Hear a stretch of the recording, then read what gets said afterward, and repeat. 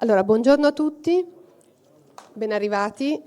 Siamo qui per parlare di intelligenza artificiale e orientamento universitario. Allora, parleremo prima dell'intelligenza artificiale nelle varie applicazioni, sia in ambito informatico che in ambito biomedico che in ambito giuridico, e poi i vari referenti per l'orientamento delle università del Veneto vi illustreranno quelli che sono i corsi che le università propongono, che trattano l'intelligenza artificiale.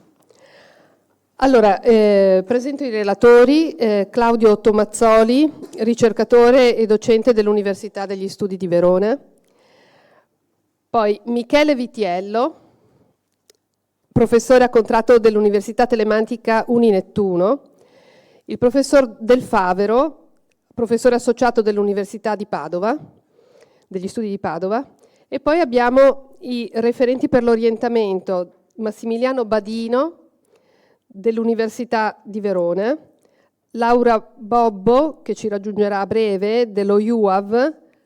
Ah, ecco, Laura Bobbo, ecco, se vuole accomodarsi, preferisce dopo, come va bene.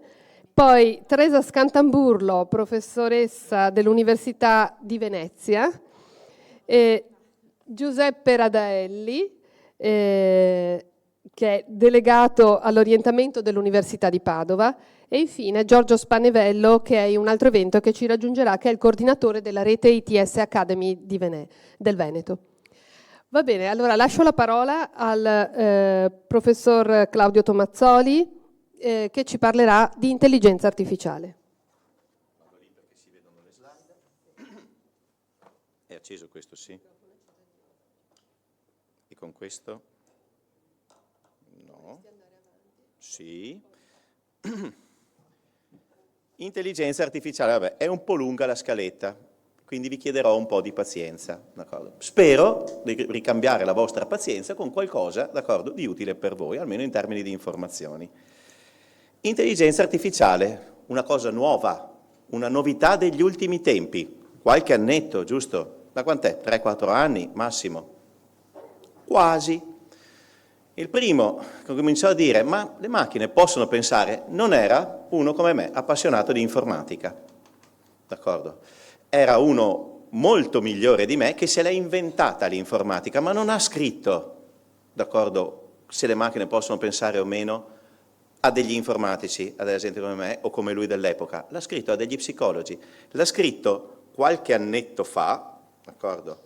Correva l'anno 1950, era un signore che si chiamava Alan Turing, che forse avete sentito in The Imitation Game, se non l'avete visto, bello, d'accordo, come libro, una persona, voglio dire, almeno geniale, che a un certo momento ha detto, ma noi come facciamo a sapere se le macchine stanno pensando o non stanno pensando? E si è inventato un test noto come il test di Turing. Questo test di Turing è fatto un po' così, e poi ditemi se per caso vi richiama alla mente qualche cosa. Io prendo e metto qualcuno in tastiera e gli faccio fare delle domande a qualcosa che sta in un'altra stanza, che può essere o un essere umano o un calcolatore, ma chi sta alla tastiera non lo sa. Quello dall'altra parte, che è un umano o un calcolatore, non si sa. Gli risponde, gli dà delle risposte e vanno avanti con questa conversazione scritta. Se quello che inizia la conversazione non sa cosa c'è dall'altra parte, non riesce a indovinare se quella è una macchina o è un umano, perché è abbastanza bravo da fargli dire, guarda, di là c'è una persona, allora la macchina stava pensando. Vi ricorda per caso qualcosa? A $500, d'accordo, all'anno di abbonamento per un minimo di 2 persone lo si può avere in forma professionale, OpenAI, ChatGPT. A me mi imbroglia, la verità, nel senso, io credo che là dietro ci siano in 13 che mi danno le risposte, sono troppo bravi. Non credo sia questo, nel senso so che non è questo, però è così. La parola però intelligenza artificiale è esattamente così, ma che è di un pochino dopo, cioè la prima volta che hanno detto intelligenza artificiale l'hanno messo insieme, d'accordo? È stato un pochino dopo, quanto dopo? 6 anni dopo, non tanto. E si sono trovati in una conferenza. Niente, questo litigo. Ah, guarda un po', dirigendolo di qua. Beh, allora guardo direttamente. Vedete quel pollino lì rosso? Erano là, si sono trovati in un'università, un numero sufficiente di persone veramente brave all'epoca, con quelli che erano dei calcolatori, non si era ancora con i computer, con dei calcolatori, e si sono messi a dire, beh, forse Turing non aveva tutti i torti, e se le macchine pensano, a che livello riescono a pensare, cosa riescono a pensare, come riescono, insomma, si sono messi lì a pensare, d'accordo, e hanno detto, ma sai che c'è? Diamogli un nome a sta cosa qui, che non è un pensiero artificiale, è intelligenza artificiale. E questa è una disciplina a tutti gli effetti. È una disciplina nell'ambito delle scienze informatiche, okay, che ha visto subito dividersi, fin dal 1956, due gruppi. Quelli che hanno detto, ma sai che c'è? Noi insegniamo alla macchina come si conoscono le cose, come si rappresenta la conoscenza, e quindi facciamo sì che la macchina ragioni. Dall'altra parte hanno detto, ragazzi, questo è veramente troppo complicato, certi meccanismi non ci si fa, bisogna avere troppe variabili, non abbiamo abbastanza spazio, all'epoca non si riusciva ad avere tanta memoria, tanta capacità di calcolo, quello che avete in tasca voi oggi, se lo sognavano, con quella capacità di calcolo sono andati a fare il giro della Luna, vero, dentro un'astronave, quindi cioè, era veramente un problema di risorse, non ci si fa, troppo complicato. Ci vuole un altro approccio, noi non riusciamo neanche a definire bene i modelli, a definire bene le regolette da dire alla macchina, però abbiamo un sistema che non conosciamo, che è il cervello umano, d'accordo? Che non si sa di preciso cosa fa, però sappiamo abbastanza bene come è fatto di tante cellule fatte tutte uguali, d'accordo? Connesse di qua e di là, d'accordo? Che producono quello che noi stiamo facendo, cioè pensando, d'accordo? Ed essendo esseri intelligenti. E si sono divisi, i due approcci sono quello basato quindi sui modelli e l'altro basato sugli esempi. Spoiler, hanno vinto i secondi, nel senso che è diventata così famosa grazie, d'accordo, al secondo degli approcci. Io appartengo alla squadra perdente, ho giocato con l'altra squadra e quindi sono contento di quello che ho fatto con l'altra squadra, ma hanno vinto gli altri, quelli che hanno detto basiamoci sugli esempi, non basiamoci su rappresentare la conoscenza e andare a insegnargliela. Bene, di questi due approcci, comunque, d'accordo, il riassunto è noi vogliamo che la macchina impari a fare qualcosa e impari a fare qualcosa da sola, altrimenti mi tocca scrivere dei programmi che erano i programmi standard, scritti sulla base di algoritmi, d'accordo, che sono una serie di sequenze, una serie di operazioni. Ma questa cosa qua significa che devo sempre starci dietro. Io voglio che la macchina faccia qualcosa in più di quello che sono in grado di dirgli io oggi e adesso. E quindi c'è il problema di far imparare alla macchina, machine learning, in italiano apprendimento automatico. Come è fatto il processo di machine learning? Se ce la faccio. Allora, come sono fatti i programmi? Allora, tanto per cominciare, è un modo di programmare il calcolatore.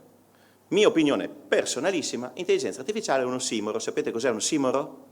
Una contraddizione in termini. Intelligenza e artificiale insieme fanno fatica. La macchina è un calcolatore, è brava a fare calcoli, li fa in maniera velocissima, ma veramente velocissima. È capace di comprendere i fenomeni? Ma. Ok? Ma. Vi lascio con un ma. Non di meno si può ottenere dei risultati particolarmente interessanti e utili facendole, d'accordo, dandole delle istruzioni in maniera implicita, quindi non scrivendo dei programmi con if, then, else, repeat, go to, ok?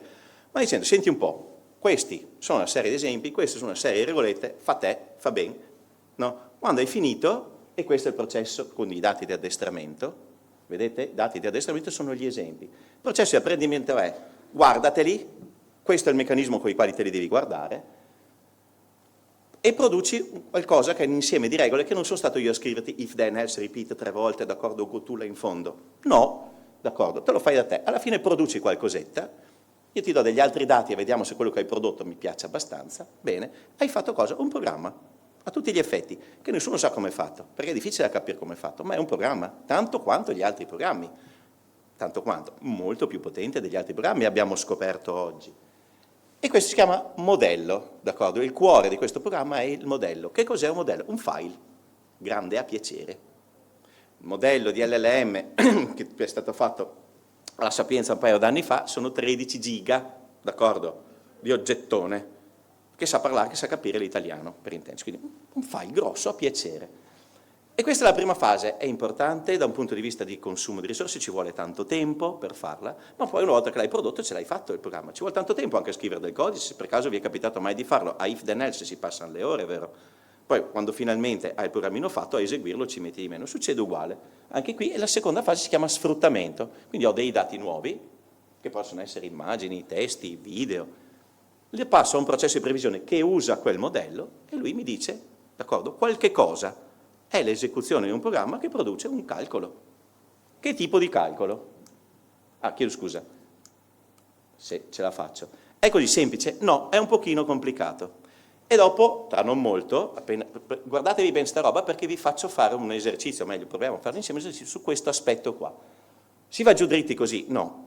I dati, come ti arrivano, i dati di addestramento, possono essere dei testi, che sono composti a parole, che sono composti a lettere, o delle immagini, che sono come dei quadri degli impressionisti, tanti puntini piccolissimi, che guardate un po' da distante fanno un'immagine, o dei video, ci sono delle cose un po' complesse. Per evitare che i calcoli che deve fare la macchina quando fa la parte di addestramento siano troppo complicati, si fa un'estrazione delle feature, così si chiama, cioè si fa un processo di semplificazione. Semplificami questi dati in modo che sia più facile creare questo modello. Questo è un processo, si chiama di pre-processing, è un processo di semplificazione, dopodiché c'è il processo di apprendimento e alla fine è quello che produce un modello, ma in realtà quello che produco sono due cose, il meccanismo di semplificazione e il modello. Cosa vuol dire? Vuol dire che poi in sfruttamento quello che farò sarà avere i dati, applicare la semplificazione a questi nuovi dati, a queste novità che vedo, applicare il modello, ottengo quella che si chiama la previsione, l'esecuzione del programma. Questo come funziona? Che è diverso da if then else, repeat 3 volte, go to e torna indietro. Leggi database, torna indietro. No, è diverso. È potente? Sì, l'avete visto, ne avete esempi. Bene, guardiamo com'è il processo di apprendimento, cioè che tipi di modelli si producono, cosa possono fare questi file che produciamo, come li possiamo categorizzare. Allora, apprendimento automatico abbiamo detto, no? Quello che ci piace, machine learning, oggi noto come AI. Cosa fa? Beh, tanto dividiamo in due grandi categorie, d'accordo, che in realtà poi vedete sono 3. La prima è apprendimento supervisionato. Io gli do degli esempi di cui io già so qual è, d'accordo, il risultato che volevo ottenere. Come se avessi la prova del 9, no? Quando faccio le operazioni. Nell'apprendimento supervisionato io ho 2 tipi di possibili task, di possibili risultati che posso ottenere dall'esecuzione di questo programma di machine learning. Uno è la classificazione e uno è la regressione. Non spaventarsi, è la stessa cosa, ma è lo stesso concetto, ma in un caso metto delle etichette, quindi dei valori discreti, nell'altro dei valori numerici. Degli esempi? Voglio determinare se un pezzo industriale è da scartare o da tenere. Etichetta scarta, etichetta tieni, sono 2 etichette. Posso chiamarle anche 0 e 1. Ma alla fine sono 2 valori, le chiamo come voglio, ma sono 2 valori. Esempio di regressione, voglio tentare di indovinare quale sarà la temperatura tra un quarto d'ora in una serra, avendo una serie di sensori che mi dicono, d'accordo, qual è la temperatura adesso, e una centralina meteorologica che dice che d'accordo, che sta piovendo. Beh, quello è un numero a tutti gli effetti, cioè 27, 28, 29 e mezzo, non lo so cos'è, però è sicuramente un numero, non è un'etichetta. I suoi valori variano abbastanza, dicono quelli studiati, nel continuo. Lo stesso concetto, tento di indovinare qualcosa sapendo se è un'etichetta, si chiama classificazione, lo troverete quasi dovunque, se invece è indovinare un numero, si chiama regressione. Bene, ma avere degli esempi che qualcun altro ha già detto come sono fatti, d'accordo? Ha già classificato, in qualche modo ha già etichettato, è difficile e molto oneroso. Esistono tanti casi in cui si può ottenere del vero valore anche senza avere gli esempi, d'accordo, etichettati. Questo supervisionato è come se fosse un supervisore che guarda gli esempi, d'accordo, e gli appiccica un'etichetta, così. Se non ce l'ho questo supervisore che ha fatto questo mestiere, ma comunque ho dei dati, cosa posso fare? Beh, posso comunque vedere se c'è qualche regolarità nei dati, qualche meccanismo per metterli insieme. E se attraversate la strada trovate chi ha fatto i soldi con questo gioco qua. Si chiama S lunga, con i punti fragola. Ha fatto clustering, quindi raggruppamenti di utenti. Non gli interessa sapere se è Claudio o Giovanni, quello che ha comprato 3 fragole, d'accordo, e 2 pere. Gli interessa sapere che erano almeno in 2 che facevano quel tipo di azione lì e che probabilmente, d'accordo, questo è un insieme di consumatori che è interessato alla frutta. Chi c'è dentro? Non è che importi più di tanto, però riesco a dividere quelli del venerdì come gente che compra la frutta e quelli del sabato come gente che compra la carne, dico per dire un esempio semplice. Questo raggruppamento è clustering. Io non ho nessuno che mi ha detto, d'accordo, qual è l'etichetta, però sono comunque riuscito a far fare alla macchina, no if then else, a far fare alla macchina la divisione in 3, 4, 5 gruppi. Questa è una cosa che si può fare e si fa anche bene. Ripeto, quei signori lì ci hanno fatto un pacco di soldi. Clustering per identificare i gruppi disgiunti, che possono non essere completamente disgiunti. Io cosa apprendo? Apprendo, d'accordo, come fare a dire ne arriva uno nuovo, dove sta, in che gruppo? In che gruppo lo metto? L'apprendimento delle varietà invece è un ibrido tra clustering e regressione, è pochissimo utilizzato. Dire che uno appartiene a un gruppo è come mettere un'etichetta, no, va nel gruppo 1, va nel gruppo 2. Dall'altra parte invece ho dei numeri, non ho tanti casi d'uso su questa cosa, nessuno così bello come no, l'Esselunga che fa un sacco di soldi. E poi c'è un altro tema che io etichetto come inutile inventare l'acqua calda, che è l'apprendimento per rinforzo. È basato su dei meccanismi di ricompense piuttosto che penalità, ovvero io ho già dei semilavorati, che non sono dei semilavorati, sono del risultato del lavoro di qualcun altro. È abbastanza buono, ma non è sufficientemente buono per quel che voglio io. E allora cosa faccio? Uso questi semilavorati per arrivare a un modello più raffinato per quello che serve a me. Come? Gli dico di provare, d'accordo, e do delle penalità o dei rinforzi a seconda che si comporti come mi piaceva o si comporti un po' meno bene rispetto a come mi piaceva. I colleghi mi perdoneranno per l'incredibile imprecisione, ma spero di... Bene, concentriamoci su apprendimento supervisionato e all'interno di apprendimento supervisionato classificazione. Quindi ci sono tanti esempi di cui conosco quello d'accordo che voglio e di questo gli esempi sono a valori discreti, quindi etichette, classificazione. Questo era quello che vi avevo chiesto di ricordare. E facciamo un classificatore. Ricordate il processo? Bene, facciamo un classificatore. Io ho queste due classi con questi 6 esempi, questi 6 oggetti.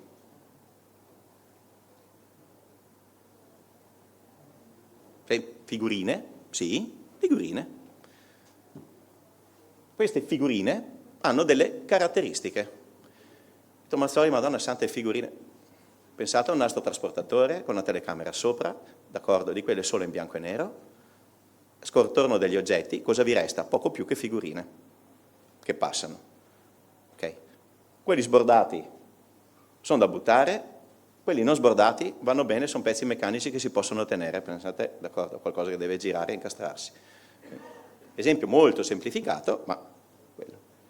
Bene, sapreste dirmi, estrazione delle feature, devo semplificare, devo trovare un meccanismo per descrivere a un calcolatore questi oggetti. Mi sapreste dire con che, cioè quali sarebbero gli elementi che voi scegliete per descrivere gli oggetti al fine di poter poi decidere quando ne arriva uno nuovo, lo metto nella scatola di sinistra o lo metto nella scatola di destra, cioè quando il nastro va avanti, cosa succede? Prego, una timidezza.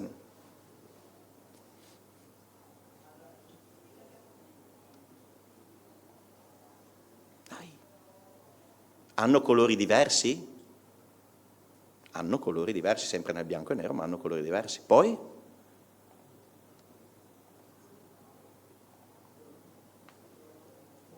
La forma, certo, assolutamente, la forma. Ah, chiedo scusa, i numeri, giusto, molto giusto, errore mio. I numeri servono per distinguerli uno dall'altro, per poter dire l'1 è lì, il 2 è lì, il 4 è là. Perché quello che arriva nuovo lo chiamerò con un altro nome, per poterli distinguere uno dall'altro. Sì, le classi è dove devono finire. Le classi è dove devono finire. Beh, guardate quelli della 2 rispetto a quelli della 1, vi avevo dato un indizio dicendo che devono essere buttati via, no? Le ruote dentate, se sono smussate, si buttano, giusto? Se invece hanno gli spigoli belli vivi, il 5 è finito lì, effettivamente. Però io devo solo descriverli, io devo descriverli. Una descrizione può essere... Se è... Vada.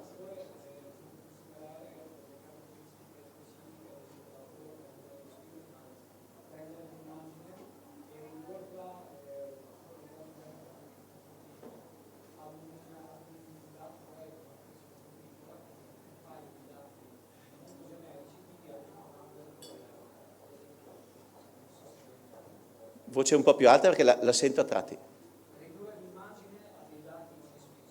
No, certo, quello che facciamo, l'estrazione delle feature, è esattamente quello che dice lei, cioè troviamo un modo di descriverla con dei pochi dati non espliciti. La forma possiamo chiamarla, per esempio, quanti spigoli ha, quanti angoli ha. È un modo per in qualche modo dare una vaga idea di come può essere la forma, giusto? Io sono arrivato, più che altro time constraint, quindi vado un po' avanti, io sono arrivato a dire, vabbè, il colore, il numero dei vertici e anche la forma dei vertici. Bene, queste tre, ho deciso che 3 per il momento mi bastano. Bene, il computer però capisce solo numerini, vero? Non è che capisce altro. Quindi devo in qualche modo arrivare a portare queste descrizioni, d'accordo, a essere una semplificazione delle figurine, come dice giustamente il vostro collega. E quindi i vari elementi, mi faccio una tabellina con i vari elementi, il colore, grigio medio, grigio scuro, grigio chiaro, quanti vertici, li conto, se sono arrotondati, sì o no, e a quale classe appartengono. Ecco, la supervisione è quell'ultima cosa là. La classe, io so dove stanno.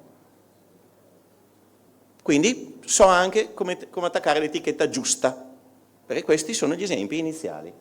Dicevamo che il computer capisce solo numerini, quindi traduco allora i vertici sono già un numero, sì e no, 0, 1, e il colore faccio da 0 a 255 perché mi ricordo, d'accordo, che le codifiche, d'accordo, vanno da 0 a 255, in un sacco di casi, non mi ricordo di preciso quali, ma è tanto usato, lo uso anch'io. E quindi le trasformo e mi viene fuori questa tabella. Il colore 125, 10, 196, 255, 128, i vertici sono quelli, arrotondati o no, 0, 1, la classe, e guardate, 120, 3, 0 diventa 3 numeri. Il numero 1, quel triangolo là, è diventato 3 numeri, 120, 3, 0. Ma 3 numeri non vi ricorda mica, per caso, uno spazio tridimensionale, un punto in uno spazio tridimensionale, le coordinate di un punto in uno spazio tridimensionale? A me sì. Anche perché in effetti si fa davvero così quasi sempre. Bene, perfetto, abbiamo, d'accordo, un modo per descrivere. Arriva un oggetto, voi dove lo mettereste? Arriva quello nuovo, bisogna attaccare l'etichetta, così ci scrivo 1 o 2 a X. Qualcuno dice 2? Perché mi dite tutti 1? Perché è evidente anche che quello lì non è altro che l'1 girato con la punta in su. Giuro, l'ho fatto così quando ho fatto il disegno, quindi sì. Beh, però non lo possiamo dire noi, lo deve dire la macchina. Come faccio a farglielo dire alla macchina? Uso un algoritmo di classificazione. Prego, prego.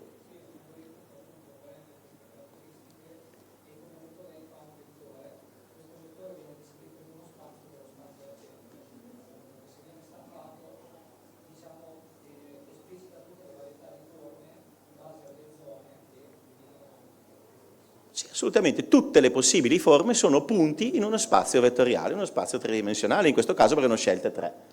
Va bene, giusto, il vostro collega ha ragione. Come faccio a dire alla macchina come si fa la classificazione? Gli dico, guarda, la classe C di appartenenza è per ognuno di questi elementi, visto che è un punto nello spazio, mi calcola la distanza tra lui e tutti gli altri. Quello che sta più vicino è il suo compagno e lui è della classe del suo compagno.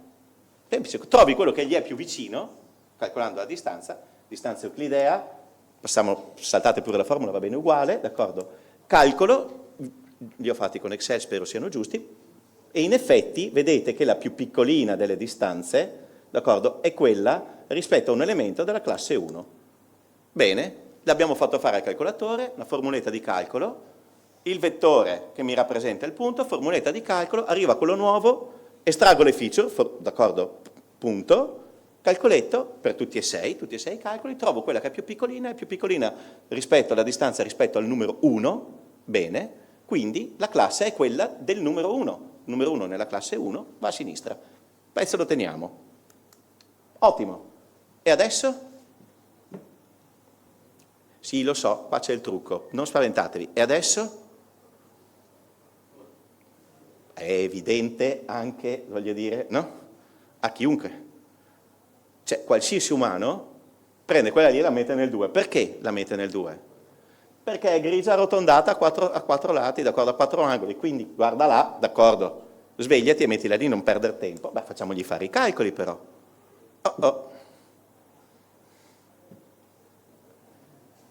I calcoli sono giusti, non è lì il problema. I calcoli sono giusti.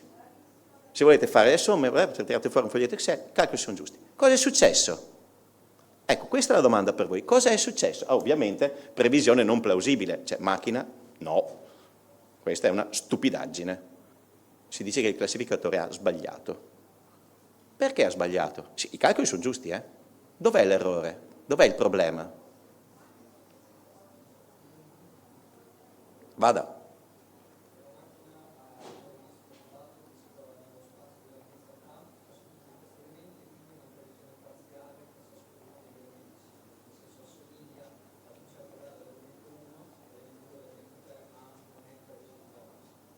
Ma no, la macchina è precisa, mi spiace dirglielo, ma la macchina è precisa, una delle poche cose che sa fare è essere precisa, veloce e precisa, sulla base delle istruzioni che gli abbiamo dato noi, Cioè, non è che sbaglia, perché la macchina purtroppo ha sempre ragione. Sono sbagliate le istruzioni?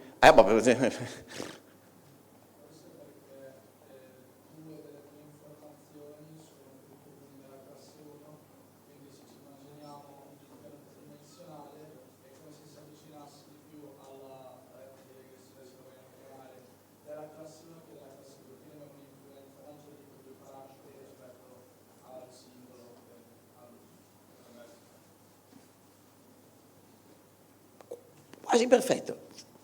Fuoco. Sì, proseguite su questa strada, è lì il tema, è lì che si gioca la partita. Cosa c'è di sbagliato? Scusate, ma il fatto che i vertici siano arrotondati ha la stessa importanza del fatto del contarli, che ha la stessa importanza del colore, giusto? Nella nostra testa, cioè sono 3 feature che hanno lo stesso grado di rilevanza. Vero o no? Vero per noi, vero anche per il computer? Per il computer importano allo stesso modo con questa regoletta che abbiamo messo?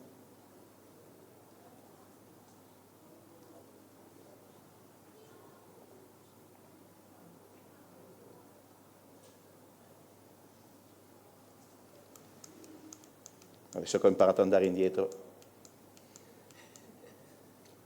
Secondo me devi spingere. Devo spingere l'asse, esatto. Credo di sì. Non ci sono dei... Qual è il valore massimo che può prendere la feature vertici arrotondati? A quanto arriva al massimo quel valore lì?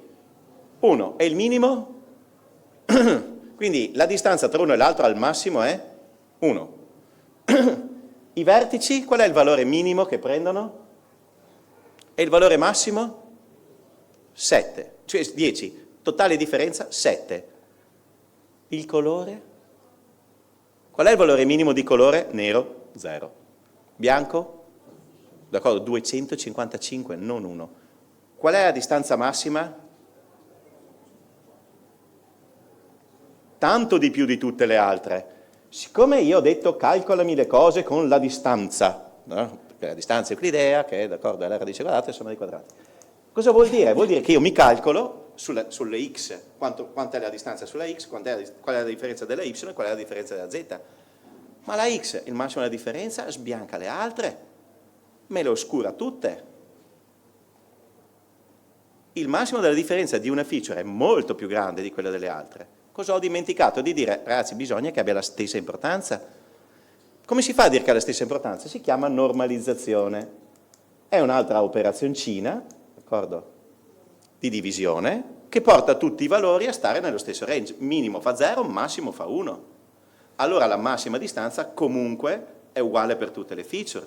Allora sì che usare la distanza è una cosa furba. Quindi quando devo metterli insieme bisogna starci attenti. Se non ci stai attenti, il risultato è che ti sembrava giusto e diceva le stupidaggini. Tantissima attenzione nei meccanismi di machine learning, d'accordo, alla fase di pre-processing e alla scelta delle features. Quali scelgo e come le scelgo. Vado avanti veloce con i calcoli, fidatevi che sono giusti, rifacciamo tutto dopo aver normalizzato e guarda un po', d'accordo? Quella prima continuava a stare nella classe 1 e questa qui stavolta giustamente va dove chiunque l'avrebbe messa. Quindi c'è da starci un po' attenti qui. Se non ci si sta attenti, il risultato è che va bene in tanti casi, Poi arriva il pezzo storto, dopo 37-38 che andava giusti, d'accordo? E me lo fa passare. Ci siamo fidati della macchina, che normalmente è brava a fare i calcoli, ma noi non abbiamo detto le cose giuste. Questo meccanismo, d'accordo, viene usato così, e noi lo vediamo applicato tantissimo, per esempio, alle classificazioni di immagini. Lo trovate dovunque, sui vostri telefonini, quando gli chiedete cos'è questa cosa, fate una foto a un oggetto, cos'è questa pianta. Cosa fa? Va a cercare, si elabora tutta una serie, d'accordo, di calcoli per trasformare l'immagine in numerini. Questi numerini vengono rappresentati, per esempio, con un centro e un raggio. Okay? Queste sono le feature di quell'immagine, sulla base delle feature di quell'immagine vede qual è la distanza, sulla base della distanza decide dove va a finire e poi mi dice, d'accordo, che è una montagna. Ma in realtà l'immagine, per esempio questa, è una serie di numerini. Bisogna starci ben attenti a come si fanno quei numerini, perché altrimenti si sbaglia. E quindi bisogna starci un po' attenti. Come si sbaglia? Beh, si calcola i tipi di sbagli che ci sono. Si chiama matrice di confusione, d'accordo? Se ci sono 4 etichette, a me interessa solo quando doveva essere l'etichetta 1 e lo è davvero. Se dice che se doveva essere l'etichetta 1 e mi dice 2 o 3 o 4, vedete la prima riga, ci sono 3 tipi di sbaglio. Sono comunque uno sbaglio. A me interessa solo la diagonale, quella dei giusti su giusti. Cioè doveva essere 1 ed è 1, doveva essere 2 ed è 2, doveva essere 3 ed è 3, doveva essere 4 ed è 4. Ci sono dei modi per capire come sta andando l'addestramento o come è stato fatto, è stato fatto in maniera furba o meno il mio addestratore. Sono meccanismi che si trovano comodamente, se vedete questo non è altro che una stampa a schermo di un software che ti permette di farle queste cose.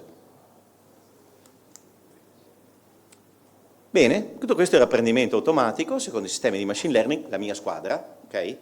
L'altra squadra ha detto, ma sapete che c'è, noi dobbiamo andare a vedere modelli di regolarità nei dati e abbiamo tanti esempi, sapete che c'è l'estrazione delle feature, no, per il preprocessing è in effetti una cosa piuttosto delicata, se non faccio il match bene con l'algoritmo diventa che sbaglio, d'accordo? Mi accorgo che sbaglio solo dopo, come avete visto voi, non ce ne siamo accorti prima, ce ne siamo accorti dopo, sapete che c'è, facciamo che non la facciamo più, la ripeto, facciamo che non la facciamo più, perché andare a vivere una vita complicata? Prendiamo i dati così come stanno, glieli diamo a un qualcuno che ragionerà per un po' di tempo, farà delle cose, non importa, alla fine mi deve dare il risultato senza troppe rotture di scatole, grazie. Non male, come promessa. Avevano iniziato bene, d'accordo, li abbiamo fermati, la mia squadra li ha fermati per quasi 20 anni, gli abbiamo detto non siete capaci di risolvere un problema facile come l'OXOR, no? Come le negazioni, e quindi ero stati zitti per 20 anni, sono andati avanti a lavorare, poi un giorno sono arrivati e hanno detto, a proposito, con le immagini siamo più bravi di voi. Passano altri 5 anni, a proposito, con i testi, non vi ci mettete neanche, abbiamo fatto ChatGPT e ci hanno sbiancato. Tutto questo si basa su cosa? Su un'intuizione, quella che è una semplificazione, estrema semplificazione di come funziona il cervello umano, 1970 e qualcosetta, okay? Può essere usata per fare quello che fanno i cervelli umani. Noi non sappiamo come funziona, però sappiamo che ci sono delle cellule che hanno tanti ingressi, in qualche modo, d'accordo, a cui arrivano degli stimoli nervosi, che possono essere dei numeri nel nostro caso. Noi la semplifichiamo, la astraiamo, d'accordo? Tutto quello che arriva si somma, ci sarà una funzione matematica, perché il computer fa funzioni matematiche, d'accordo, che decide se in uscita ci esce qualcosa oppure no. E quindi hanno detto, sai che c'è? Questo è un neurone artificiale. E se li mettiamo insieme, facciamo un sistema di percezione, il perceptron, e li mettiamo insieme in una grande rete, quindi in un grafo, in cui ogni simulazione di neurone è quel pallino lì, è un nodo, e gli archi sono le connessioni. Tutto quello che deve fare la macchina, che cos'è? Mettere dei numerini sulle linette. Noi programmatori decidiamo quanti pallini e ogni quanti strati vogliamo fare, la macchina a forza di esempi deve solo mettere i pesi sulle lineette. Io non voglio neanche sapere cosa c'è nei pesi delle lineette, non importa, l'importante è che il risultato sia giusto. E per farlo cosa faccio? Gli do in pasto tutti quanti i miei esempi e glieli faccio lavorare. Vediamo com'è andata, a seconda di com'è andata glieli ridò in pasto modificando un pochino il modo in cui quella funzione di attivazione deve decidere cosa va fuori. E alla via così. E se ho 12 milioni di dati, 12 milioni di immagini, gli faccio fare una prima passata da 12 milioni, si chiama epoch, una epoch. Poi altre, non è andata tanto bene, togli qualcosa, metti qualcosa nella funzione di attivazione, solo lì, altri 12 milioni di giri, altri 12 milioni di giri. Ogni 12 milioni di giri è una epoch. Le reti neurali convergono spesso e volentieri, d'accordo, dopo 400 epoch. Quelle semplici che non hanno tanto da fare, altrimenti molto di più. Quindi capite che serve una potenza computazionale molto importante. Fortunatamente ce l'abbiamo e servono anche tanti esempi, fortunatamente per gli altri hanno anche quelli. Noi possiamo avere diverse funzioni, non vi tedio con questo, d'accordo, a seconda delle cose, ma sulle immagini, come funziona? Le immagini sono tanti puntini. Di ogni puntino cosa sappiamo? 3 cose, R, G e B, giusto? Sono valori, 3 valori. Bene, che vanno da 0 a 255, 3 byte. Quindi per ogni puntino ho 3 byte. Ho un 4000 per 3000, 4000 per 3000 per 3 byte. Faccio una rete, d'accordo, in cui ingresso sono 4000 per 3000 per 3 pallini. E in uscita, cioè una serie di pallini, quanti ne voglio, in uscita cosa? Quello che deve dirmi. Deve essere un classificatore a 4, montagna, mare, ingresso, aeroporto. 4 pallini in uscita. Cara rete, lavora, ci vediamo quando hai finito. Sembra strano, ma hanno vinto finora tutte, d'accordo, le competizioni con chi come noi sperava di spiegare cosa c'era dentro l'immagine. Non vi tedio con i dettagli, d'accordo? Vi dico semplicemente che non c'è bisogno di partire da zero, questa è vecchia 3 anni, questa slide, vedete volutamente sono andato in fondo che sparisce perché ce ne sono ancora, cioè ci sono disponibili modelli che sono file di queste reti, liberamente disponibili, che sanno già fare etichettatura di immagini, guardate quanto ce ne sono. Lo trovate in rete, cioè ce n'è più di quanti noi abbiamo fantasia di andare a guardare giorno per giorno. Bene, sempre all'interno del deep learning c'è ChatGPT, il large language model, devo tagliare immagino. Ecco. Vabbè, cosa sono i large language model? Sono strumenti che si basano sulle reti neurali per tentare, d'accordo, di fare delle operazioni sul linguaggio naturale. Il linguaggio naturale è una cosa abbastanza complessa, ci sono diversi aspetti di cui tener conto, il livello sintattico, lo semantico e lo pragmatico. Sul livello sintattico vuol dire che io devo mettere insieme le parole, d'accordo, con delle lettere che stiano all'interno del vocabolario italiano, ma poi devo anche aggiungere il fatto che le parole si mettono una a fianco all'altra, d'accordo, formando frasi che abbiano un senso. Per chi di voi ha visto Robin Hood, un uomo in calzamaglia, d'accordo, lo sceriffo di Rottingham fa ridere perché? Fa ridere perché dice delle frasi che non hanno senso pur usando delle parole che sono perfettamente sensate. Oppure, d'accordo, io posso usare delle parole perfettamente sensate con delle frasi verbo, soggetto, complemento e ditemi voi che senso ha che il lavandino rende obsoleta la normativa vigente. Se ci pensate, un verbo, soggetto, complemento messi giù perfetti. Io, molto. C'è un ulteriore livello, che è quello molto difficile, che è quello pragmatico. Se io sono fuori con la mia signora, mia moglie, d'accordo, siamo a una festa e lei mi dice ho sonno, cosa mi sta comunicando? Avete quel minimo di esperienza per capirlo da soli. In realtà ho sonno è una frase semplice, ho sonno vuol dire ti sto comunicando uno stato d'animo, d'accordo, una certa stanchezza, che sappiamo tutti che vuole dire è ora di andare a casa. È universalmente riconosciuto. Perché? Perché a livello pragmatico abbiamo delle informazioni che sono condivise ma che non vengono scritte lì. Beh, i large language model sono capaci, d'accordo, di gestire queste cose qua, non tanto in maniera da capire le robe, ma in modo da capire cosa io più probabilmente mi aspetto di sentirmi rispondere, sulla base di cose, di una quantità esagerata di esempi. Sono in realtà capaci di capire qualcosa? No, e vi lascio con soltanto questa formula. No, eseguono questo calcolo, hanno avuto una quantità esagerata di esempi, fanno vettorizzazione di quello che è l'input, eseguono questo calcolo sulla loro base di conoscenza, che è comunque uno spazio vettoriale, eseguito questo calcolo, restituiscono una frase. Sono talmente bravi che noi ci crediamo. Scusate, prendevo più tempo.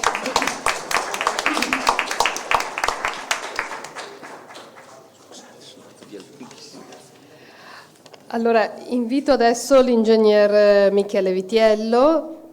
Con la sua presentazione ci parlerà di informatica applicata, di intelligenza artificiale applicata in campo giuridico. Buongiorno a tutti ragazzi. Dopo questo intervento abbastanza sostanzioso, teorico, io cerco di essere un po' più pratico, diciamo, per portarvi un pochino quella che è la mia esperienza.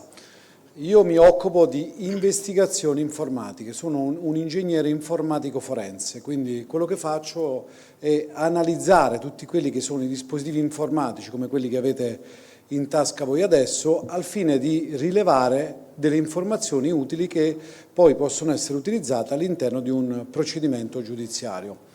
Vediamo un po' cos'è l'informatica forense, diciamo un po' questa scelta. Qui c'è un po' una definizione, è l'attività che consiste nell'andare a raccogliere tutte quelle che sono le informazioni che si trovano in qualsiasi sistema informatico, anche quello che stiamo utilizzando in questo momento, di come è collegato a questa rete, di dove sono le slide, di come riusciamo in questo momento a parlare con un microfono, di come questo telecomandino in qualche modo sposta le slide. Tutto questo lascia una sorta di informazioni. Queste informazioni che noi lasciamo nella quotidianità, anche a nostra insaputa in tante situazioni, così come siete venuti voi oggi qua da casa vostra, come vi siete spostati, chi in questo momento sta facendo delle attività magari con il dispositivo, quante volte avete disattivato il cellulare questa mattina o durante una lezione o se lo usate magari mentre siete a scuola, in bagno. Tutte queste informazioni possono essere prodotte e utilizzate all'interno di un procedimento giudiziario. Ovviamente per poter fare tutto questo non è che apro il cellulare, do un'occhiatina e vedo un attimo quale applicazione ho aperto, ma vanno fatte tutta una serie di attività tecniche. Quella che più si fa è la cosiddetta copia forense, cioè una certificazione dell'intero contenuto di un dispositivo informatico, per poi produrlo a secondo dei vari procedimenti. Perché c'è così tanto interesse, diciamo, in queste tematiche? Beh, basta accendere la televisione di ogni giorno, basta vedere tutte le informazioni di cui si parla, dai crimini un pochino violenti, quindi per quello che riguarda purtroppo femminicidi, omicidi o situazioni molto molto particolari, ma potrebbe riguardare banalmente il furto dei computer a scuola, perché c'è una telecamera che ha ripreso il ladro che ha spaccato un vetro e durante la notte ha portato via 15 computer, e da lì proseguire poi con una serie di dettagli. Questo perché? Perché c'è magari una telecamera che riprende l'accesso alla scuola, a un certo punto questi computer che vengono rubati, che se ne fa il ladro che li porta via? Dovrà darli a qualcuno.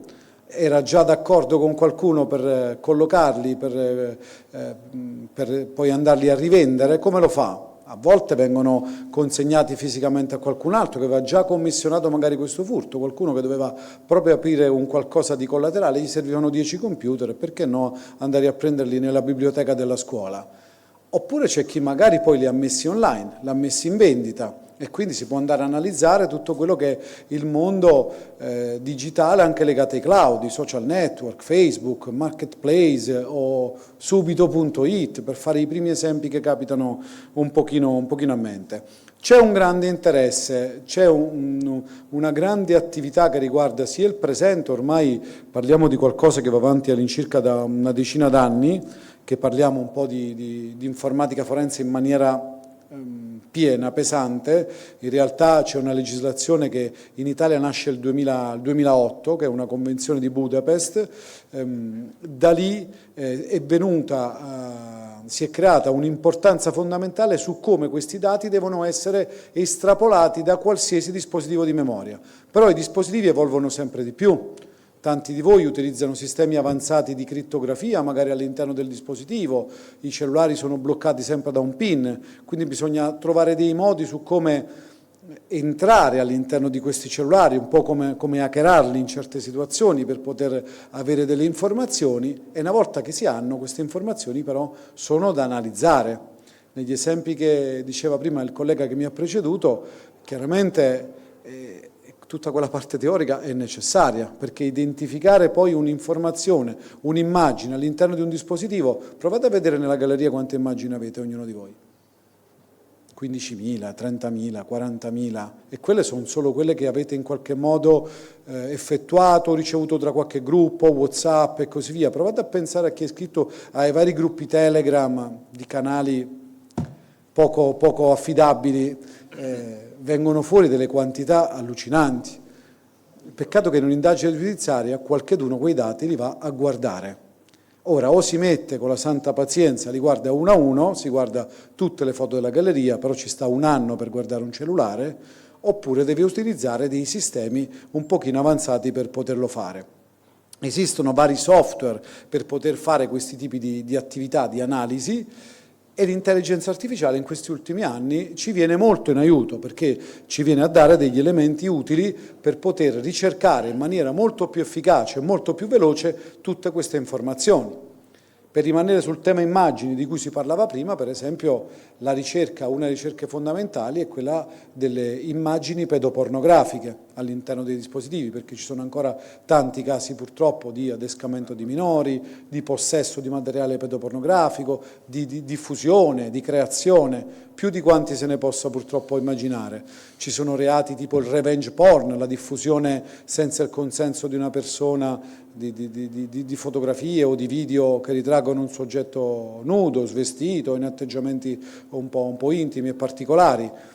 Poter avere degli strumenti, grazie anche all'intelligenza artificiale, ci permette di poter fare delle ricerche più veloci di queste informazioni, per esempio col colore della pelle, riuscire a ritrovare un colore più chiaro all'interno di alcune immagini o con dettagli molto più specialistici. La cosa importante però è anche il processare un'enorme mole di dati. Perché? Perché continuiamo a usare questi dispositivi, ne facciamo ogni cosa, li abbiamo sempre con noi, lasciamo tanti artefatti, quindi tante informazioni sia all'interno della rete, in senso un po' più generale, sia all'interno poi di questi dispositivi. Questo a cosa porta? Porta a creare delle necessità operative, sia di formazione, è per questo che oggi siamo un po' qua. Perché? Perché il vostro futuro, oggi tanti di voi stanno scegliendo cosa fare un po' da grandi, o un po' in che direzione portarsi. Chi pensa a un aspetto un pochino più informatico, ingegneristico o su attività di questo tipo, l'informatica sta dando dei grandi risultati e delle grandi opportunità di lavoro. Io nel mio studio ho 14 persone che lavorano con me, il più giovane ha 22 anni, il più grande ne ha 35. E per trovarli faccio una fatica incredibile a dir poco, perché non ci sono persone né formate e né che hanno anche un orizzonte proprio pronto per essere inseriti. Quindi c'è una richiesta di lavoro e ce ne sarà tantissima per i prossimi anni in tutta quest'area, sia un po' proprio nell'area dell'ingegneria forense in generale, perché tutto quello che vi dico non va solo per l'informatica, ma va anche su altre aree, diciamo così, dell'ingegneria, ma in particolare l'informatica ormai c'è sempre. Perché? Perché su una scena del crimine c'è sempre un cellulare.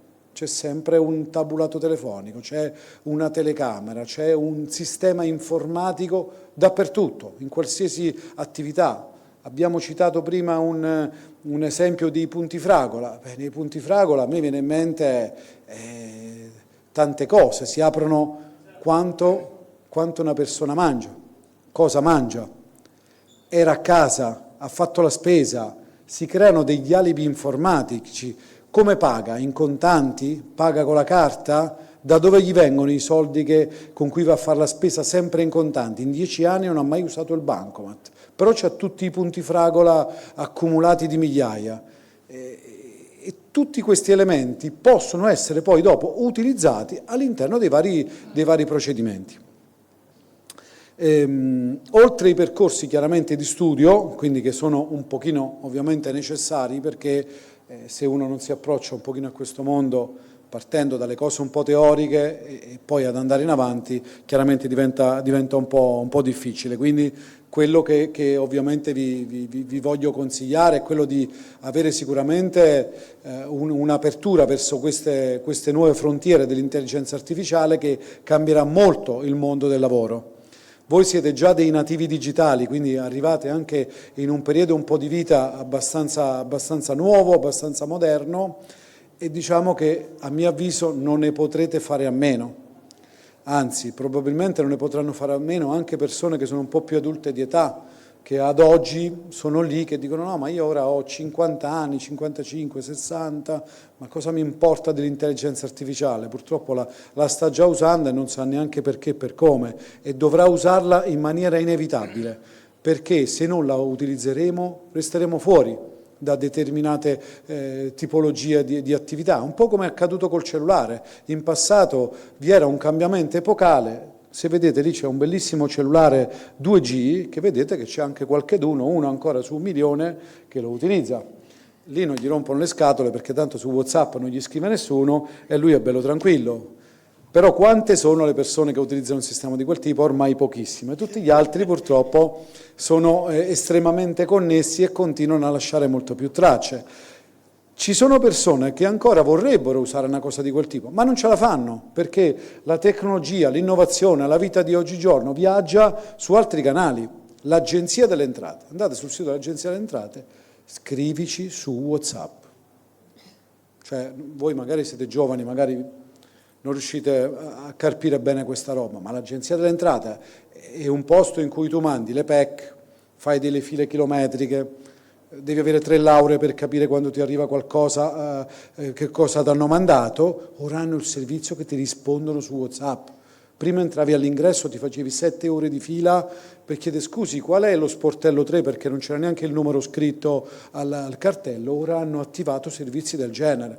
E come fa una persona che ha bisogno di determinate informazioni a non utilizzare un sistema del genere? È diventato ormai convenzionale, gli acquisti online, tutto quello che il mondo sta andando in una direzione che riguarda completamente il sistema e il tracciamento informatico, quindi le aperture, le prospettive stanno diventando veramente tantissime. Però siccome stanno aumentando le capacità di dati, le formazioni di dati, i famosi big data di cui parliamo, senza parlare di quante informazioni lasciamo nella rete e quante poi dopo ci invitano anche verso gli acquisti, ci invitano verso le varie scelte che noi facciamo, la promozione, la pubblicità, i siti che visitiamo di ogni natura. Tutto questo in qualche modo deve essere elaborato, deve essere processato e dà delle grandi prospettive e delle grandi informazioni. L'intelligenza artificiale ci aiuta in queste circostanze, sia creando poi tantissime prospettive di lavoro, ma per esempio in quello che è il mio lavoro oggi noi costruiamo tante relazioni tecniche. La relazione tecnica non è un qualcosa di puramente informatico, è una sorta di presentazione dei risultati, ciò che abbiamo trovato magari all'interno di un dispositivo, i messaggi di WhatsApp che avete cancellato stamattina che invece noi recuperiamo e ci servono poi per ricostruire un accaduto che è successo all'interno di una situazione, minacce, rapine, violenze. Tutto quello che purtroppo riguarda la vita di ogni giorno, diffamazioni, quante volte qualcheduno vi dice un messaggio, voi lo girate a un altro. E quello lì non è che è sempre una cosa così normale, perché se in quei messaggi sono scritte delle cose un po' riservate, state facendo magari una diffamazione, a volte un'ingiuria. Poi talvolta sono reati un po' piccoli e non si portano troppo avanti, ma in casi un pochino delicati possono diventare molto più pericolosi. Analizzare i messaggi che ci sono all'interno di un dispositivo può essere molto, molto utile e non farlo più completamente in maniera manuale permette di ottimizzare tantissimo i tempi. Non so se fate acquisti su Amazon, ma ovviamente chi è che non ne fa? Pochissimi. Ad oggi quando si va a vedere le recensioni non c'è bisogno che me ne leggo tutte 2.000, 3.000, ma grazie proprio all'intelligenza artificiale mettono insieme 100, 1.000 di queste e danno un po' un'idea di quello che è il prodotto. Prima abbiamo passato le notti intere, aspetta, ora compro o non compro, e ti devi leggere 1.000 informazioni. Ora vai su, dal parere dei clienti, alcuni sostengono che il prodotto non è niente male, altri dicono che è così così. E tu in 3 righe hai risolto il tuo problema e capisci se fare o non fare l'acquisto. E questo viene fatto chiaramente processando questa grandissima mole di dati e di informazioni. Il riconoscimento degli elementi multimediali che vi dicevo prima, vi ho parlato di immagini pedopornografiche, ma se volete vi parlo di droga, vi parlo di cocaina, sostanza bianca, vi parlo di marijuana o di foglie verdi. Quindi attenzione a cancellare tutta quella roba che avete nel telefono, non mandatevi i messaggini, non usate Telegram, non pensate che tutto quello che scambiate una volta che l'avete cancellato è finito, perché tutte quelle informazioni restano comunque da qualche parte, o restano nel cellulare, o restano nel cloud, o restano in altri ambienti. Poi fate il backup, del backup non ve ne accorgete, viene fatto in automatico, li cancello da una parte e li trovo dall'altro. Tutto quello che facciamo viene tracciato ogni giorno, in ogni momento. Poi qualche trucchettino, qualche cosa esiste sempre, però diciamo che in generale è sempre più difficile eludere e nascondere, se non utilizzando sistemi di crittografia che poi impediscono magari proprio di accedere a quell'informazione, a quel dato. Quindi accedo a qualcosa ma non riesco a interpretare cos'è. Ovviamente nei cellulari ora lo stato dell'arte è anche abbastanza avanzato, grazie agli attacchi a forza bruta, a delle elaborazioni molto molto veloci, si riescono a trovare delle password da quasi tutti i dispositivi informatici, tranne un po' gli iPhone di ultima generazione ad oggi, ma su tanti riusciamo, facendo un attacco a forza bruta, a trovare quella che è la password o il PIN del cellulare, e da lì accediamo completamente a tutta la memoria di dati presenti e di dati cancellati. Un'altra cosa importante che può fare l'intelligenza artificiale può essere utilizzata sempre un po' in questo campo giudiziario per la predizione dei comportamenti, cioè si possono studiare delle cose in base a come avvengono in una certa maniera metodica. Un soggetto che scrive in un certo modo, utilizza delle parole chiavi, ha un certo gruppo d'amici, frequenta certi posti, va in certe località, si può prevedere anche con che probabilità andrà in qualche maniera a delinquere e in che tipologia, in che area si potrà andare a collocare. Queste cose poi sono legate anche a dei profiling territoriali in alcune situazioni, all'età, dove vivo, dove sono nato, che scuola ho fatto e così via. Mettendo insieme tutti questi dati si può fare delle previsioni abbastanza avanzate. Ecco, sul punto di vista universitario, visto che voi chiaramente vi state orientando un po' in quell'area, per lavorare nel mondo dell'informatica forense si può andare sia verso corsi in generale di ingegneria dell'informazione, quindi da telecomunicazioni, informatica, elettronica, oppure nel classico ambito un po' informatico, fisico o matematico, quindi non è necessario fare un percorso che sin da subito parte in aree molto tecniche. Diciamo che la formazione di base è questa un po' fisico-matematica, diciamo in generale, e poi negli anni successivi spostarsi magari su qualcosa di più specialistico di tipo criminologico o criminalistico, a secondo poi dell'area in cui si ci vuole specializzare. Esistono tantissimi master ormai in questi ultimi anni che vengono fatti un po' in Italia, ci sono delle certificazioni sia italiane sia internazionali che possono aiutare a formarsi, anche se ad oggi la legislazione italiana non prevede che sia necessario nulla di tutto questo. Quindi se uno di voi è dotato di determinate capacità, un magistrato ad oggi lo può chiamare, chiaramente con la maggiore età, con una serie di cose, ecco, non è che proprio lo pesca per strada, però non è per assurdo obbligatorio che abbia seguito per forza un percorso di studi.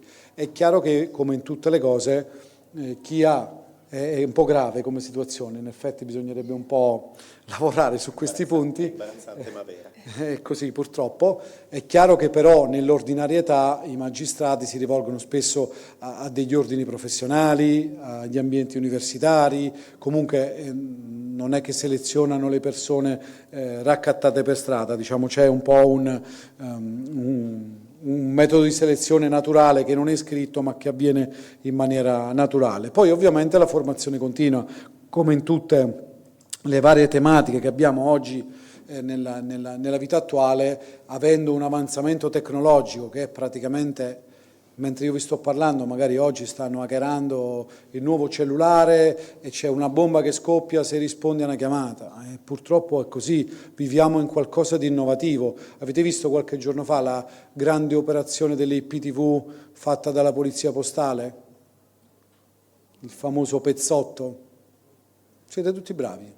Nessuno che a casa utilizzava la chiavettina per vedere DAZN, i canali in chiaro e quant'altro. Hanno arrestato 45 persone, smantellato tutta questa rete con perquisizioni in ben 7 paesi del mondo, con i server in Cina, e un'operazione che in Italia ha avuto circa 200 perquisizioni con 270 uomini, per un giro di affari di chi compra e guarda dei canali senza pagare DAZN, Sky, Mediaset Premium, i vari canali che esistono, Netflix, di 3 miliardi di euro all'anno, con 22 milioni di utenti che utilizzavano quotidianamente questo tipo di attività.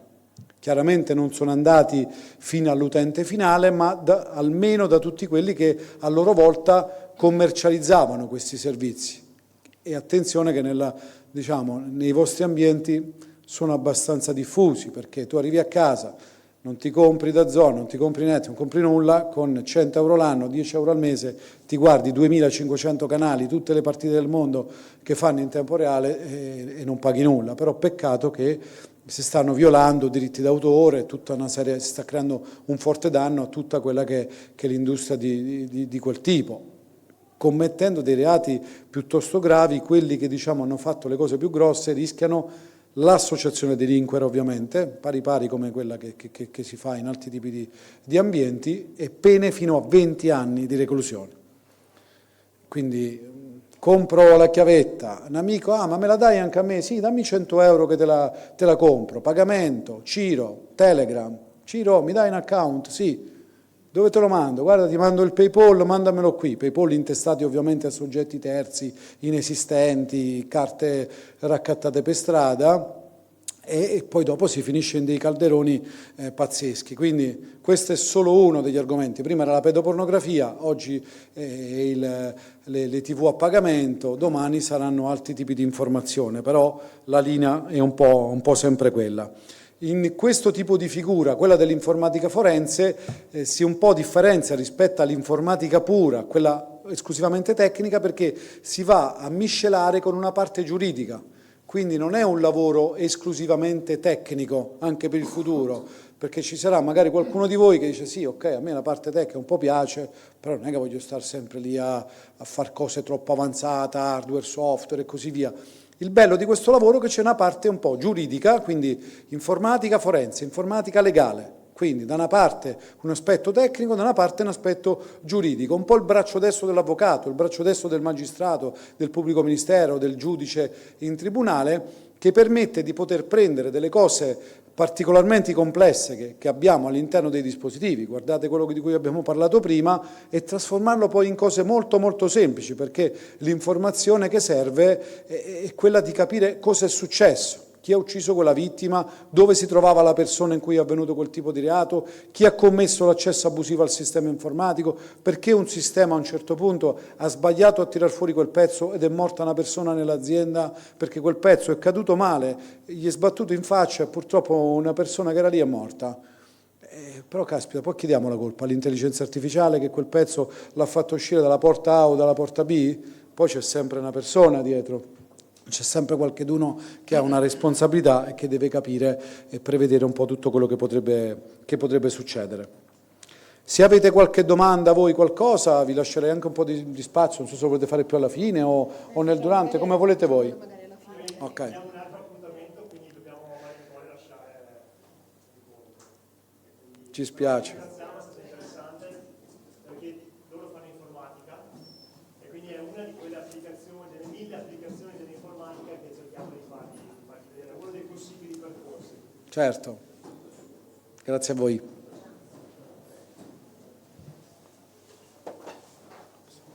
Va bene, adesso il professor Del Favero ci parlava invece delle applicazioni dell'intelligenza artificiale in campo biomedico.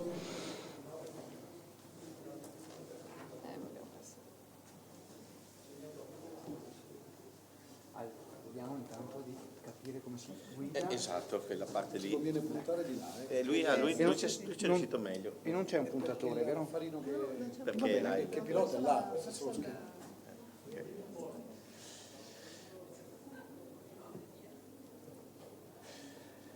E allora buongiorno a tutti. Allora, io sono ben più che disponibile a deviare da quello che avevo in mente. Io volevo parlare di artificial intelligence nella ricerca biomedica e sanitaria e non solo, nel senso parlarvi più in generale della bioingegneria. Vengo dall'Università di Padova, Dipartimento di Ingegneria dell'Informazione, e lavoro nel gruppo di bioingegneria. Per farlo volevo farlo attraverso un po' di casi di studio, uno in particolare, che è quello su cui lavoro io, che è il diabete di tipo 1. Allora, due parole su questa cosa qui che non c'entra niente con l'ingegneria né con l'intelligenza artificiale, ma con la medicina, e che è il nostro obiettivo. Il diabete di tipo 1 è una malattia autoimmune in cui si vede la distruzione di quella meravigliosa rete di interazioni tra organi che vedete rappresentata nell'angolo alto delle slide e che è efficacissima e che ha un compito fondamentale, quello di mantenere la glicemia, ossia la concentrazione del sangue all'interno del nostro corpo, ben controllata. Allora, la persona col diabete, per colpa dell'attacco autoimmune, non ha più questo meccanismo e deve somministrarsi insulina esternamente in modo, se volete, da andare a bilanciare la glicemia e compensare per quel meccanismo di regolazione che è andato compromesso. Allora, l'obiettivo è complicato, il rischio è elevato perché se la glicemia scende sotto questo livello rosso di 70 mg al decilitro non c'è abbastanza benzina per fare funzionare quello che è il nostro organismo e il rischio è imminente, anche nei casi più estremi il coma ipoglicemico e la morte. Uno potrebbe dire allora basta tenere una grossa dose di zucchero nel sangue, non è così. Se la glicemia è elevata e persiste questa condizione, si va a rischio di quelle che sono le complicanze del diabete, che sono neuropatie, nefropatie, retinopatie e malattie cardiovascolari. Quindi, cosa c'entra questo con l'ingegnere? Beh, i pazienti al giorno d'oggi fanno queste operazioni che per chi di voi conosce un pochino di contenuto tecnico sono le procedure tecniche di un controllo in closed loop. Quindi c'è una misura di glicemia fatta spesso col pungidito, noi lo associamo abbastanza a questa immagine col diabete di tipo 1, c'è la decisione di quanta insulina somministrarci e la somministrazione dell'insulina attraverso un'altra delle immagini iconiche del diabete che è l'utilizzo della penna di insulina. E grazie a Dio la tecnologia ci è venuta in soccorso, quindi una montagna di ingegneria è stata messa a disposizione della medicina per costruire dei dispositivi che siano estremamente più pratici e funzionali, come quel sensore di glicemia che ci risparmia di farci una puntura ogni giorno, quell'oggetto là in fondo che vedete che è un microinfusore di insulina che ci risparmia ancora una volta le punture, ma anche con questa tecnologia, che è la tecnologia che era allo stato dell'arte fino al 2016, non c'era di meglio, rimaneva sempre il paziente incaricato di decidere quanta insulina somministrarsi. Quindi era sempre il paziente alla guida del suo diabete, ogni giorno, con enorme fatica giornaliera. Cosa possiamo fare noi ingegneri per questo tipo di problema? Beh, possiamo mettere a disposizione degli algoritmi di controllo automatico. Esattamente le stesse cose che si fanno con la robotica possono essere utilizzate per questo sistema. In questo caso non bisognerà stabilizzare, per esempio, un braccio di un robot attraverso un motore elettrico, ma bisognerà invece stabilizzare la glicemia attraverso l'infusione dell'insulina. E questa tecnologia è una tecnologia che abbiamo sviluppato anche noi nei laboratori dell'Università di Padova, l'abbiamo testata negli anni, dal 2006 al 2018, con una grande attività di sperimentazione clinica, e questa tecnologia è adesso arrivata sul mercato, in particolare al giorno d'oggi è disponibile dispositivi di questo tipo che prendono il nome di pancreas artificiale per i pazienti diabetici con diabete di tipo 1. Voleva fare una domanda? Sì, mi scusi. Questo è in proiezione futura perché poi ci si augura che un giorno gli infusori abbiano delle dimensioni che non comportino difficoltà nel trasporto, perché adesso comunque hanno dimensioni ridotte a mai. Sì. Io ho due nipoti, Sì? due adolescenti, diabete diagnosticato a 4 anni. Certo. E quindi adesso sarebbe difficile pensare a un'infusione. Quello che fanno adesso è tutti i giorni, grazie al sensore che hanno applicato sul braccio, fare i calcoli.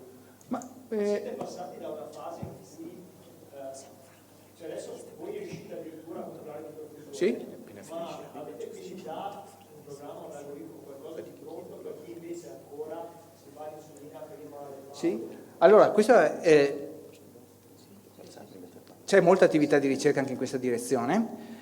Allora, il primo tipo di tecnologia che è stato sviluppato è stato questo qui, perché in questo caso possiamo comandare automaticamente il microinfusore e chiudere automaticamente il loop e creare un dispositivo, direi completamente automatizzato, sarebbe una piccola semplificazione, ma naturalmente... Forse è più facile perché è un intervento puntuale. Benissimo, invece quello che lei dice...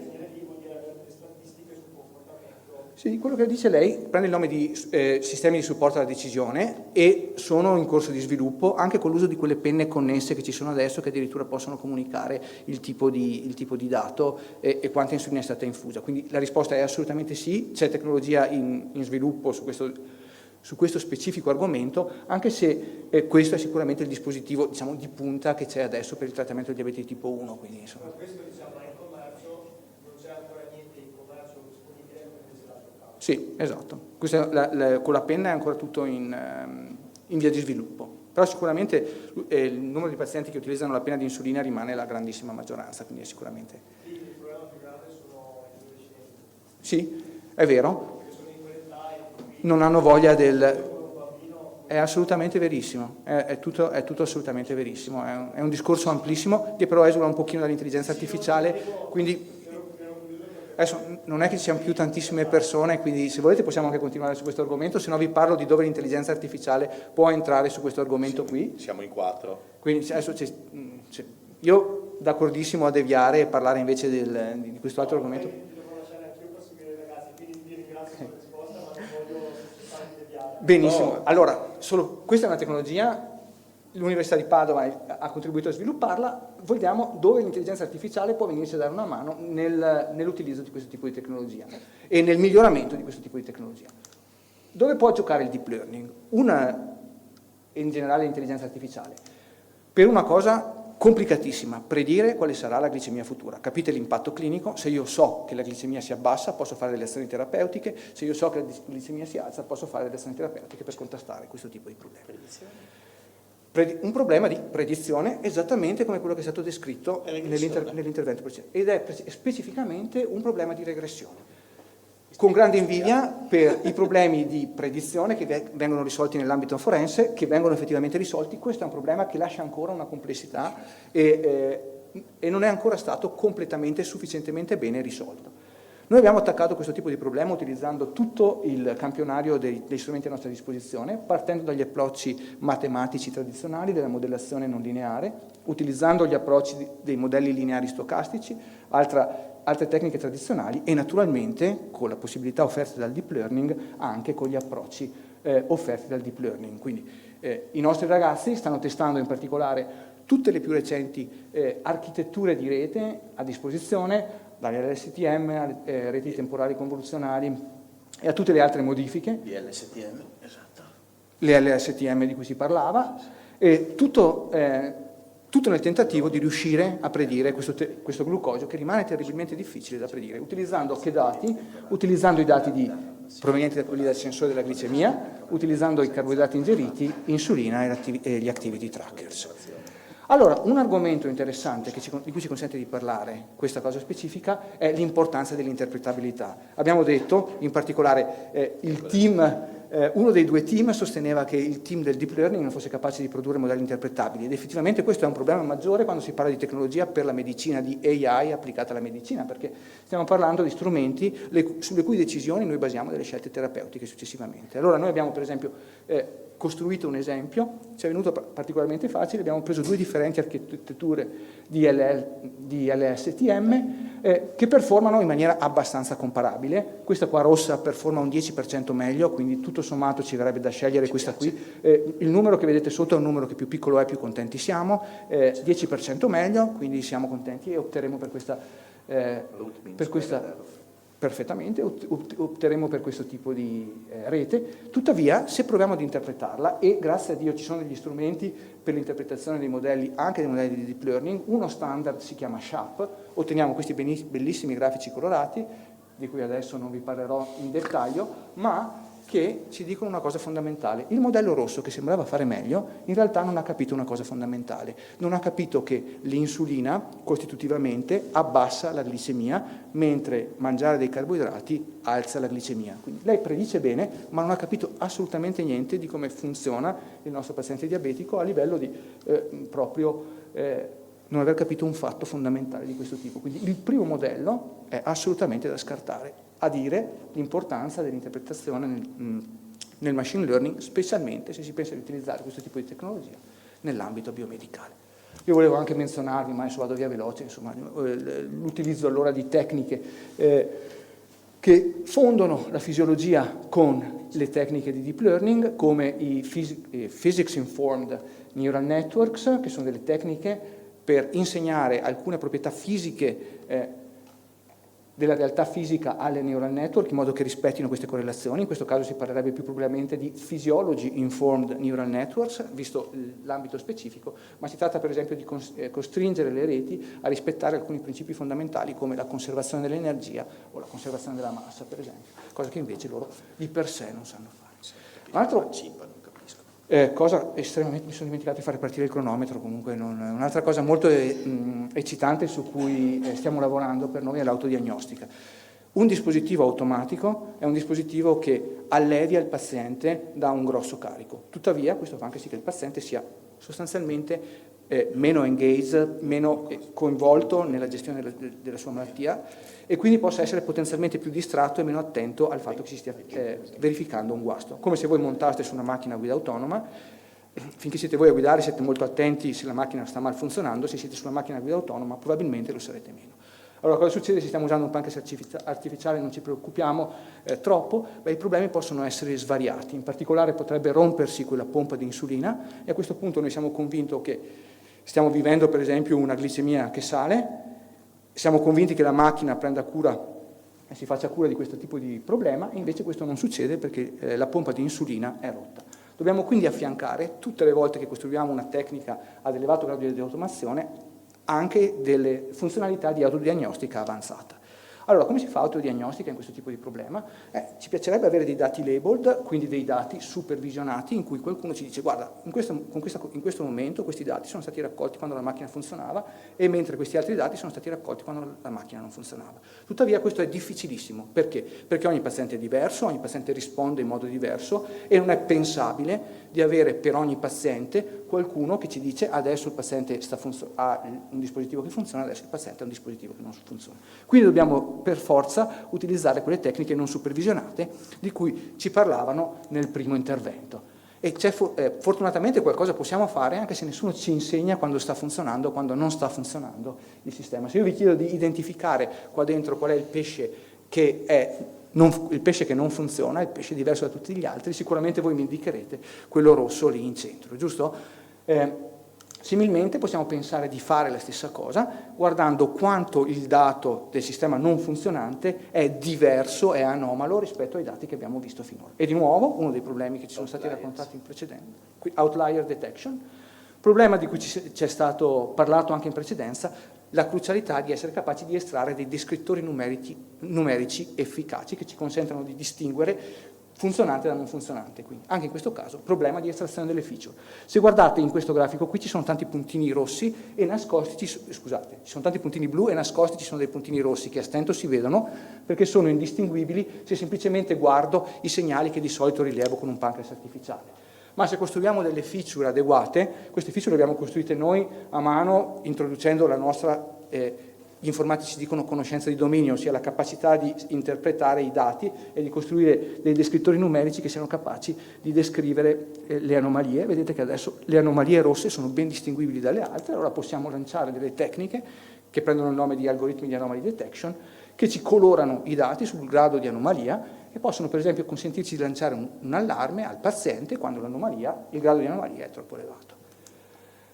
Vi ho portato anche delle metriche, ma adesso forse non sono così interessanti, però abbiamo parlato di deep learning, e il deep learning qui come ci può aiutare? Beh, possiamo provare a chiedere al deep learning di essere lui a trovare le feature per noi, proprio seguendo esattamente il flusso logico della presentazione iniziale, e in questo caso possiamo chiedere per esempio ad un autoencoder di cercare una rappresentazione particolarmente sintetica del nostro problema, in modo da incaricarsi di rendere la detection dei guasti più efficace. E questa è un'altra delle possibilità che stiamo esplorando. Io volevo solo menzionare altri 2 casi, naturalmente queste sono le cose di cui mi occupo io sul diabete con il mio team, ce ne sono altre, ho menzionato le persone di riferimento, dicevamo immagini, naturalmente le immagini mediche sono una cosa di importanza fondamentale. Vedete in questo caso delle immagini di risonanza magnetica in cui si chiede all'intelligenza artificiale di fare segmentazione, ossia identificare delle strutture anatomiche. Quello che state vedendo è analisi automatizzata di immagini per trovare un cancro rettale avanzato ed in particolare per verificare se il paziente risponde o non risponde a una terapia per curare questo tipo di terapia. Di nuovo in questo caso si chiede alla macchina di estrarre delle feature in maniera automatica, quindi dei descrittori numerici efficaci, che poi vengono dati in pasto ancora ad un algoritmo di intelligenza artificiale che è incaricato di dire tu stai rispondendo, tu non stai rispondendo, in modo da targettare la terapia sulla base di questo tipo di informazioni. Ne ho un altro esempio qui, dati statici, ce n'è uno bellissimo, perché io vi ho mostrato immagini, vi ho mostrato profili di dati nel tempo. C'è questo esempio che a me piace molto, sempre del professor Longato del mio dipartimento.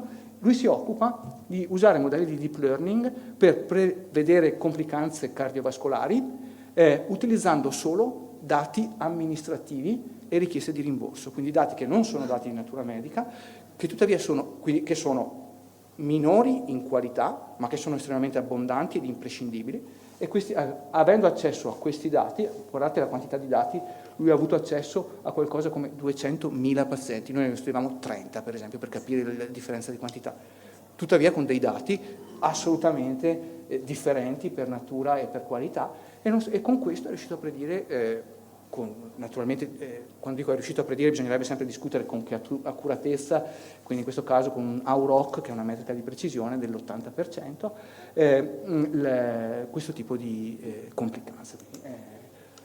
Questo è un pochettino un veloce esempio, e siccome tutti voi siete interessati a questa slide, se volete studiare queste cose qua, io avevo anche dei suggerimenti, ma forse questi me li risparmio. Insomma. Va bene, grazie. Grazie.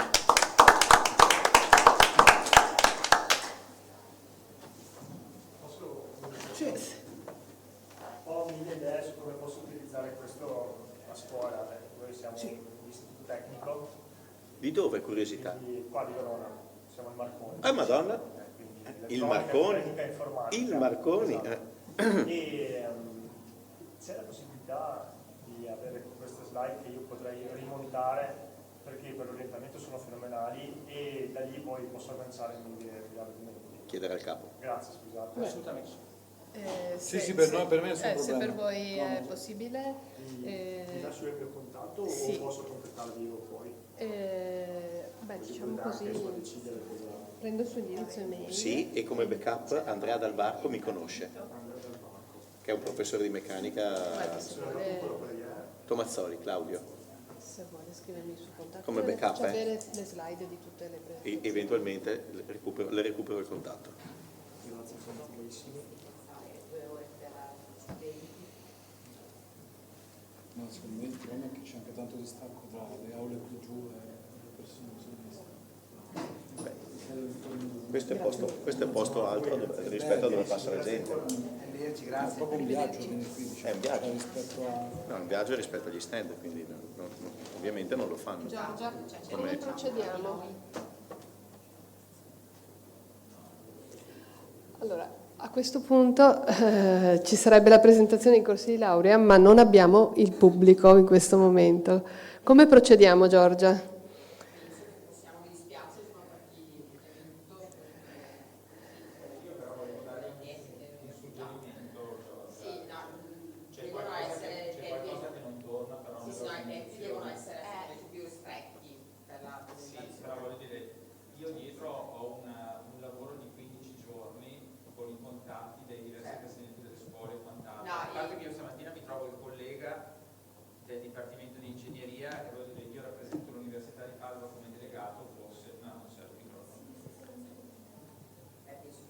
No, questa è offline. No, grazie, ma questa va offline. Meglio lo mettiamo offline. Questa va offline. No, si figuri. Secondo me nell'organizzazione c'è qualcosa che non torna, perché voglio dire, cioè, preparare una abbiamo avuto una classe del Marconi, che è l'istituto di Verona dove fanno informatica.